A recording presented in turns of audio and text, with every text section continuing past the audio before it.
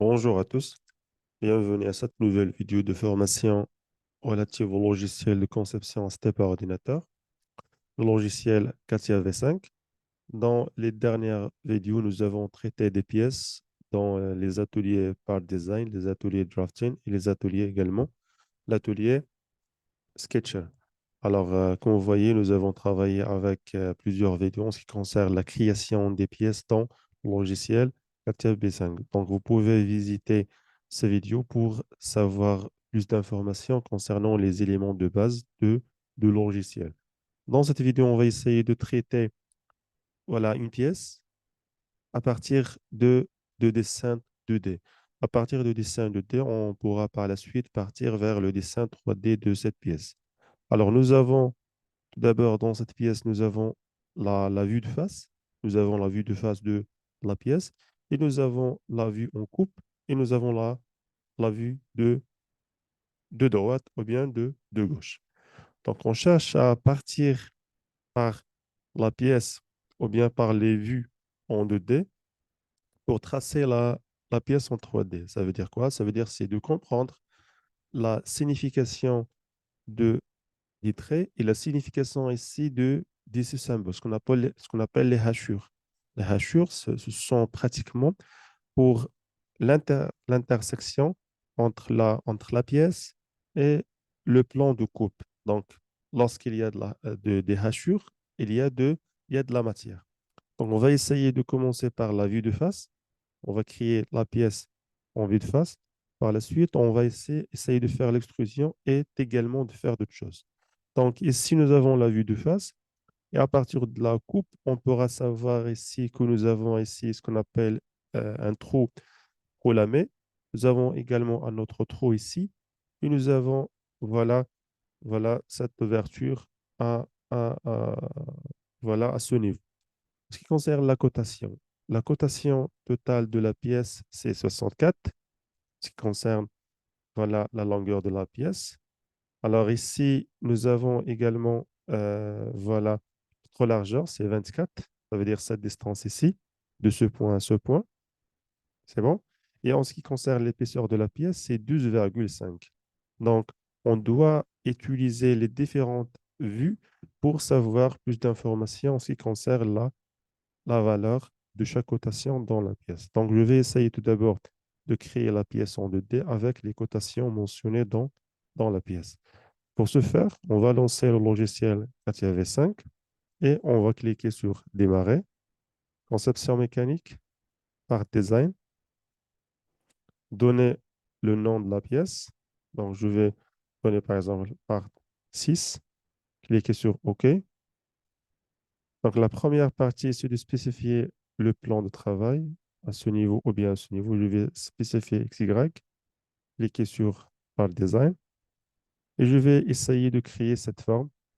Donc, on pourra créer cette forme à travers l'outil miroir. Je vais commencer juste par tracer la première partie, cette partie et cette partie. Donc, je vais sélectionner l'outil contour, spécifier ce point verticalement, incliné et finalement, voilà, axe horizontal et je vais appliquer les contraintes.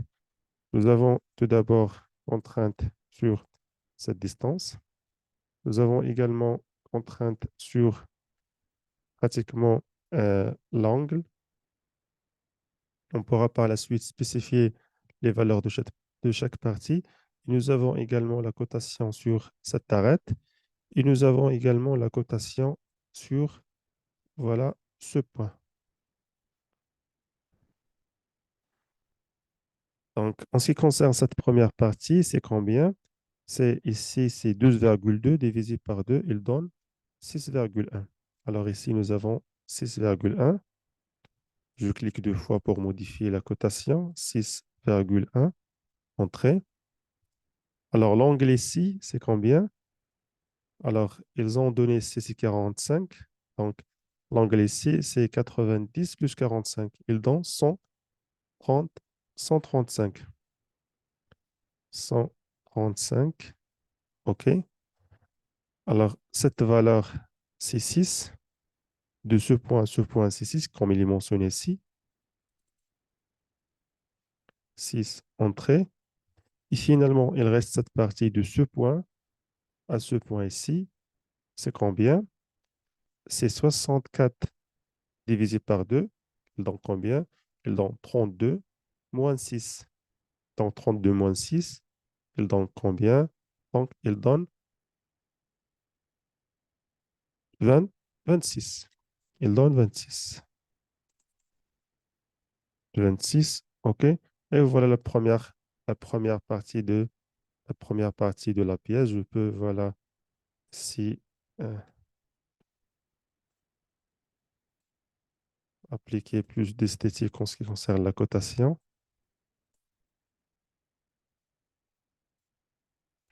Et je vais essayer de faire, voilà, avec l'outil miroir, je vais sélectionner ce point, ça t'arrête et ça t'arrête. Je vais cliquer sur miroir par rapport, par rapport à l'axe vertical. Je vais faire la même chose. Je vais cliquer sur ce point, ça t'arrête, ça t'arrête, ça t'arrête, ça t'arrête finalement. Et je clique toujours sur le petit miroir par rapport à l'arrêt de ce point. Je vais essayer de s'assurer des cotations. Je supprime tout d'abord les cotations que je viens d'utiliser. Je vais coter la largeur. Donc, c'est 24,2. Mais si nous avons combien? Nous avons 24. Alors, je vais vérifier. Je vais corriger 24. Et de ce point à ce point, c'est 64.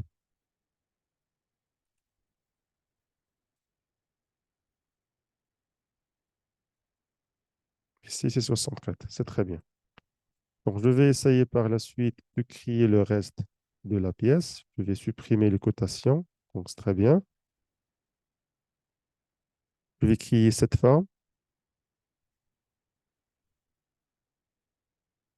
Donc, la forme, je peux trouver avec la forme avec rectangle. Donc, je vais créer ce qu'on appelle contour de ce type-là.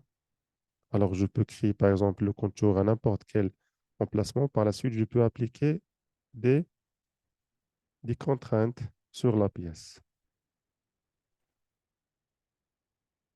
Voilà la forme de la pièce.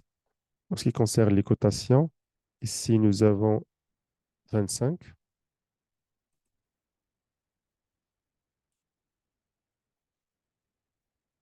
Je clique deux fois pour spécifier la valeur, 25.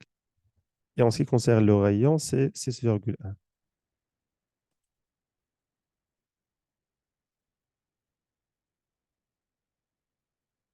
6,1 et OK. Alors, on pourra supprimer cette cotation. Voilà. Maintenant, on pourra appliquer des contraintes. Pour appliquer des contraintes, donc, nous avons que voilà, la forme de la pièce, il est voilà, en coïncidence avec l'axe du milieu de la pièce. Et on pourra également trouver une cotation de 23 entre le centre de cette forme et le centre de ce cercle-là. Donc, comment on pourra procéder? On va essayer de créer ce cercle. C'est comme voilà des éléments de construction. La distance de cercle par rapport à l'extrémité, c'est 8 et le rayon de cercle, c'est 6. Donc, je vais créer le cercle.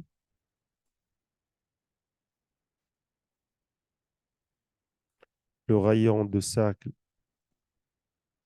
c'est 6. Il y a le diamètre. Le diamètre, c'est 6. Et la distance par rapport à l'arête de gauche, c'est 8. Donc, de centre jusqu'à l'extrémité. De ce point à l'extrémité, c'est 8. OK.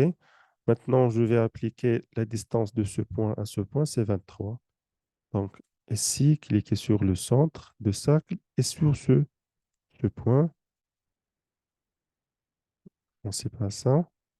Je vais essayer de refaire la cotation.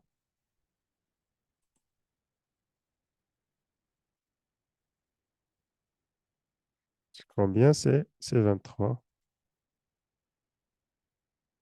c'est 23 et OK. Donc, ça sera mieux de sélectionner cette partie, normalement, et appliquer des contraintes géométriques, peut-être fixes.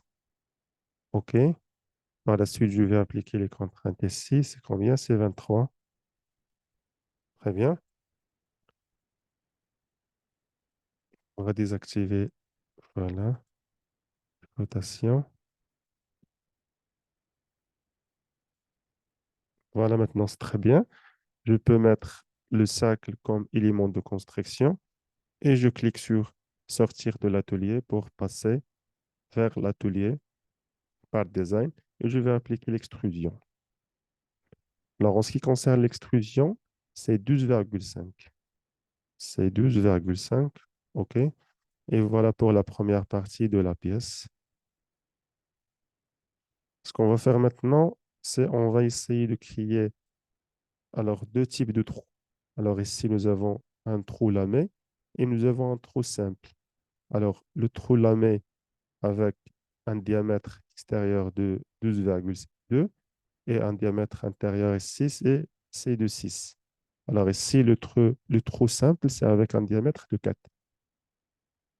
Alors ici, la profondeur de la mage, c'est 4,5.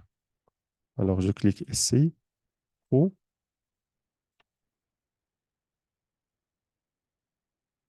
Alors en ce qui concerne voilà, le type de trou, c'est jusqu'à suivant. Et le type, c'est un trou lamé. Alors, tout d'abord, pour la première partie, pour le diamètre vers la fin, c'est 6. Je clique sur le type. Le diamètre intérieur ou bien extérieur, c'est 12,2. 12,2. Et profondeur de la mage, c'est 4,5. C'est 4,5. Donc, je vais maintenant juste spécifier la position de trou. Je vais revenir, voilà, au Sketcher, atelier Sketcher. Donc, la distance, c'est bon. La distance par rapport à l'axe, c'est 8. La distance par rapport à l'axe, ou bien par rapport à l'arête extérieure, c'est 8. Alors ici, nous avons 8. OK. Et le point par rapport à l'axe doit être en coïncidence. En coïncidence. Les contraintes criées sont temporaires. OK, c'est pas grave. Voilà. Et je vais sortir. Aperçu pour voir le résultat. Et très bien. Voilà. Nous avons créé un trou lamé au niveau de la pièce. Il reste maintenant à créer un trou à ce niveau. Alors, je peux faire le trou avec l'outil, voilà, poche ou bien avec trou. Alors, je peux travailler avec poche. Pour travailler avec poche, je vais essayer de créer voilà, un esquisse. Je spécifier voilà, la surface ou bien le plan et je passe pour créer le trou.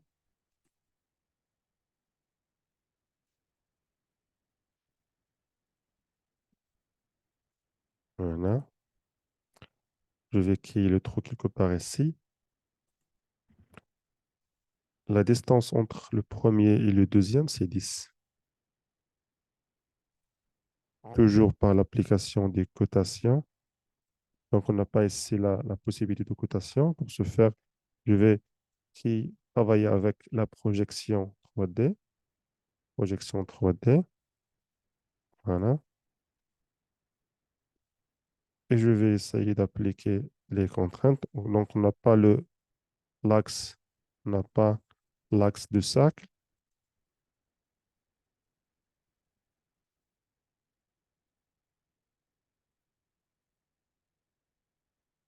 Alors, sinon, on pourra appliquer tout d'abord les contraintes par rapport aux contraintes dimensionnelles. Donc, c'est 4 avec un diamètre de 4. OK. La distance Et s'il n'est pas spécifié, mais sinon, je peux spécifier la distance par rapport à, par rapport à l'arête. Voilà, de la gauche, c'est combien? C'est 10 plus 8, c'est 18.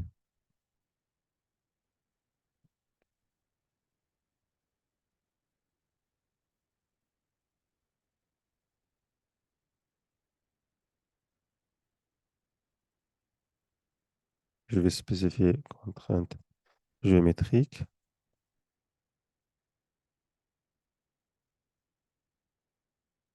c'est 18, OK.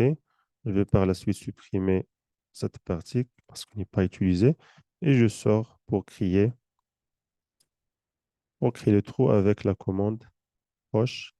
Alors ici, en ce qui concerne la longueur, jusqu'au suivant, et OK. Et voilà la pièce créée avec le logiciel CATIA V5. Donc, à partir du dessin 2D de la pièce, on a créé le dessin en 3D de la pièce avec l'outil CATIA V5.